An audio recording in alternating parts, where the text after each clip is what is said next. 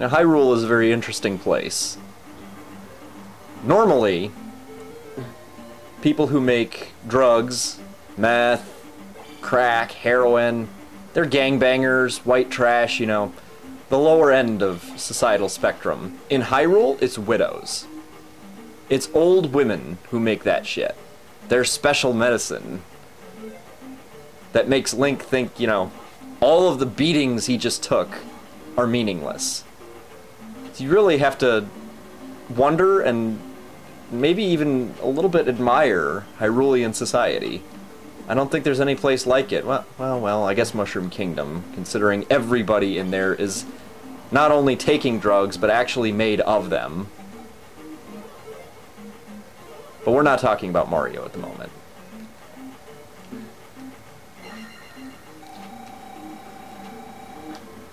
After you do all this bullshit, all this useless shit, whose only function might be to, you know, help you catch up on your levels a little bit, you're gonna head to level 6. And you'll notice, and I was trying to prove a point there, but it's not noticeable unless I actually explain it, you can't walk on water now, which is why I said that your Jesus boots mean shit. Beyond that little stalker beetle guy who's constantly eyeing you in a very unsavory sort of way, you can't use your Jesus boots. At all. I suppose it's no great loss, considering they're not actually that useful in the first place. They're just kind of there to give you something to do. To artificially lengthen the game. It's amazing I actually like this game, considering how much I'm shitting on its design. Anyway, I'm not wandering around the desert looking for Mount Sinai or anything. I'm actually looking for a heart container, but I didn't know where the hell it was exactly. I just knew it was out here because I was told it was. So it was just a question of patience, and normally I would be killing everything in my path, but we have a deadline. Not really, but it's just takes too long to kill shit that isn't really worth killing. You go here, you blow your flute, which in and of itself is kind of distressing that Link is so good with a flute that he can make an entire palace appear out of the desert. Makes you wonder how he got so good with a flute. So that was totally useless to use all that shit, but I'm OCD, as I've mentioned. At level 6, I like level 6, or 5, or whatever the fuck this place is.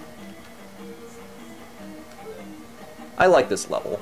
It looks like level 3, which I have oddly good memories of, despite the fact I always get fucked there. It has most of the enemies you'll encounter in the game, but the boss is a little bit of a bitch.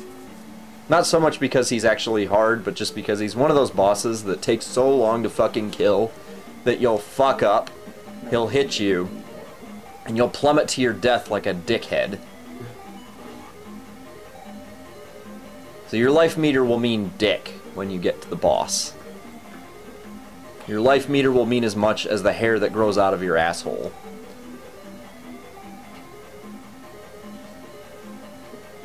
But on the plus side, as I said, the level has a great deal of variety, and you'll easily level up in here. Once, twice, if not 3 times.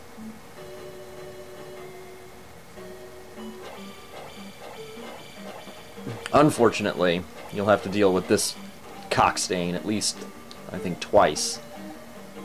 In his horse jousting Lancelot form. Except he doesn't give a shit about Guinevere, he's just protecting his drug interests, along with his other buddies. I mean, that guy really does not want you to get much further in here. I mean, I know Link is a pretty bad dude when he wants to be, but he's certainly not the SWAT team that these guys are putting so much effort into killing him.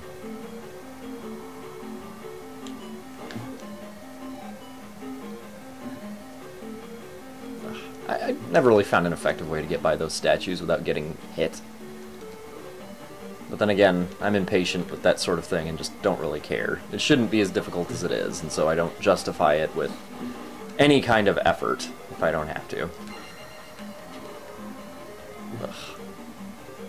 And here is another example of me just having a bad day of timing. I could not, to save my life, time a jump slash so that I could climb out of this shit. I just could not do it. Right there. Should be easy. And all the while, that dickwad is flying around, merrily sucking my white jizz out of my meter. And even still, I probably didn't even need to use jump here, but I got so frustrated trying to get out of this fucking area that I just relented. Sometimes it's just easy to cut your losses and go with it. And I certainly wasn't about to fight that son of a bitch.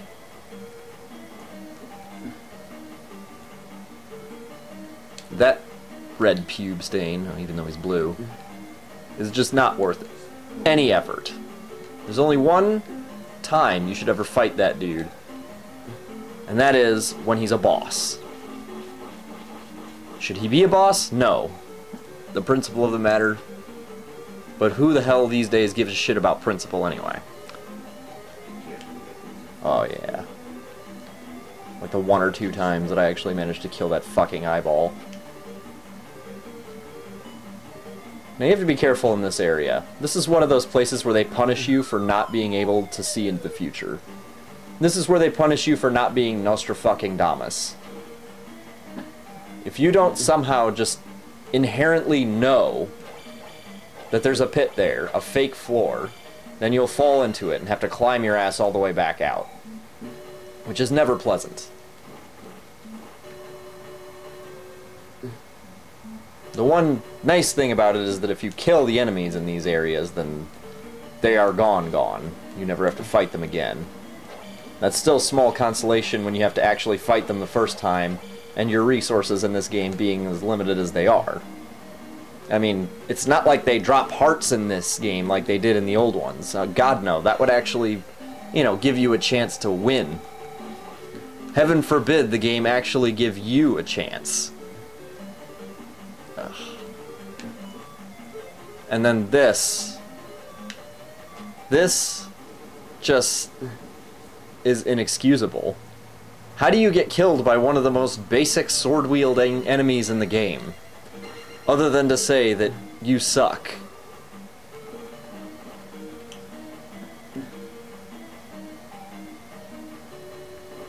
I hung my head in shame for days afterwards. I questioned myself as a man. I mean, that's like getting killed by a Cabbage Patch Kid. It just shouldn't happen.